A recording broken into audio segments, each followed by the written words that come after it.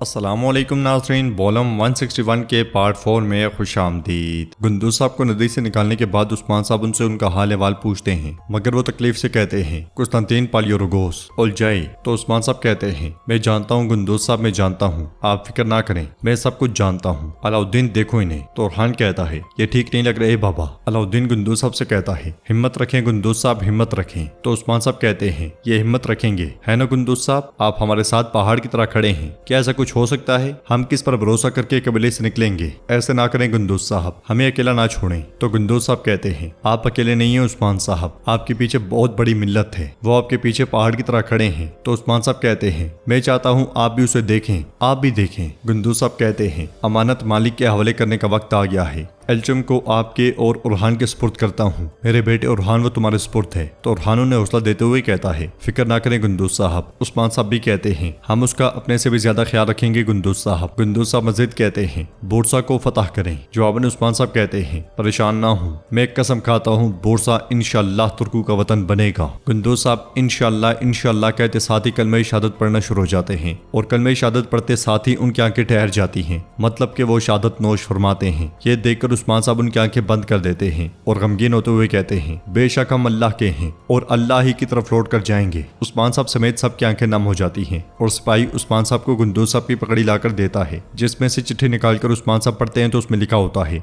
पहले गुंदूज, उसके बाद तुम, और उसके बाद तुम्हारे खानदान वाले। ये पढ़ने के बाद उस्मान साहब गुस्से से कहते हैं, उलझाए उलझाए उलझाए। पहले गुंदूज साहब और उसके बाद बाकी सब। हाँ, तुम्हारा भी अब आखिरी दिन होगा, तुम एक दिन भी और जिंदा नहीं रहोगे। हम में से किसी एक को छूने की क्या कीमत होती है, मैं पूरी दुनिया को दिखाऊंगा। ये कहते साथ ही उस्मान साहब पकड़ी गुंदूज साहब के ऊपर रख देते हैं। काई कबीले में सरदार इब्राहिम परेशान होते हुए मलका से कहता है, वो गुंदूज साहब वाली सूरत हाल बिल्कुल ठीक नहीं, अगर उसे कुछ हो गया तो। मलका कहती है, उस्मान हम में से किसी को जिंदा नहीं छोड़ेगा। हाँ, क्या हम यहाँ सिर्फ मौत का इंतजार करेंगे? कुछ करो इब्राहिम साहब, कुछ करो। इसी लम्हे सरदार याकूब और मेहमद बगैर इजाजत के खेमे में घुस आते हैं। आगे बढ़ते हुए सरदार याकूब गुस्से में इब्राहिम साहब कहता ही चला जाता है। यह मंजर देखकर सरदार इब्राहिम कहता है, याकूब साहब दस्तूर। मगर सरदार याकूब हाथ के इशारे से उसे खामोश करवाते हुए कहता है, मैं आपसे सिर्फ एक सवाल करूंगा। जब हमने काई के काफिले को रोकने के लिए सिपाहियों को भेजा था, क्या आप जानते थे कि गोंजा वहां मौजूद थी, हाँ या ना? यह सुनकर मलका बहुत परेशान हो जाती है और सरदार इब्राहिम आगे बढ़ते हुए कहता है, आपका क्या मतलब है याकूब साहब? तो सरदार याकूब कहता है, गोंजा वहां मौजूद है ये जानते हुए भी सिपाहियों को भेजा गया, ये कह रहा हूँ। सरदार इब्राहिम कहता है, मुझे ये नहीं मालूम था। फिर वो मलका से पूछता है,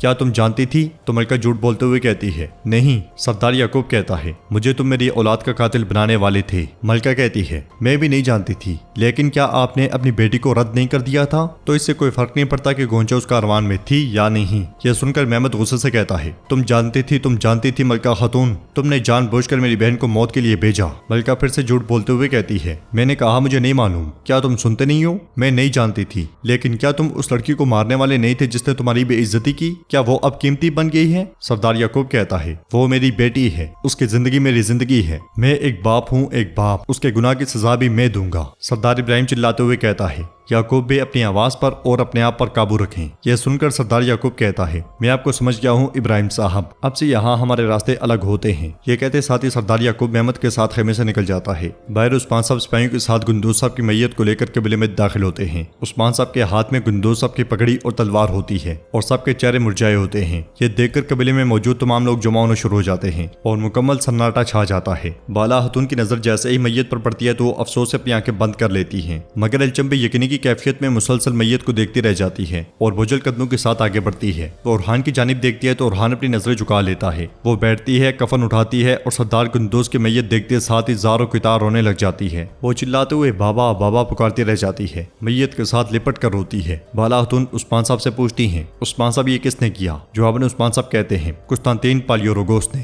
वो उलझाई के साथ मिलकर पेशकदमी कर रहा है, हम जब उसका सर कलम करेंगे तो उसका चेहरा भी देख लेंगे। एल्चम को गम से निढाल देखकर ओरहान उसके पास बैठ जाता है और उसे हौसला देते हुए कहता है, एल्चम हम इसका हिसाब लेंगे, मेरा तुमसे ये वादा है। उस्मान साहब बाला हतून से कहते हैं, तुम एल्चम के पास जाओ, उसका गम बहुत बड़ा है, तसल्ली दो उसे। ये कहते साथ ही उस्मान साहब आगे बढ़ते हैं तो सरदार याकूब और सरदार इब्राहिम उनसे कहते हैं, ताज़ियत कबूल फरमाएं उस्मान साहब। इब्राहिम भी मजीद कहते हैं, गुंदूज एक बहादुर सरदार था। तो उस्मान साहब कहते हैं, इस मामले के पीछे आपका सबसे करीबी साथी उलझाई निकला है। यह सुनकर सरदार इब्राहिम को एक जोरदार धचका लगता है। वो पूछता है, उलझाई क्यों मारेगा गुंदूज को? तो उस्मान साहब कहते हैं, अब अब तक जिस वजह से वो हम में से किसी न किसी को मारता आया है। मैंने पहले भी कहा था और अब भी कहता हूँ, अगर इस मामले में आपका जरा बराबर भी हाथ हुआ और अगर मैंने ये साबित कर दिया तो फिर मैं आप दोनों को इसी मिट्टी में दफन कर दूंगा। बाला खातून एल्चम के पास बैठकर उसे सहारा देती हैं। उस्मान साहब मजीद कहते हैं, पहले मैं ये साबित करूंगा कि ये खून उलझाई ने किया है, फिर आपकी बारी भी आएगी। ये कहते साथ ही उस्मान साहब सरदारी खेमे की जानिब बढ़ जाते हैं।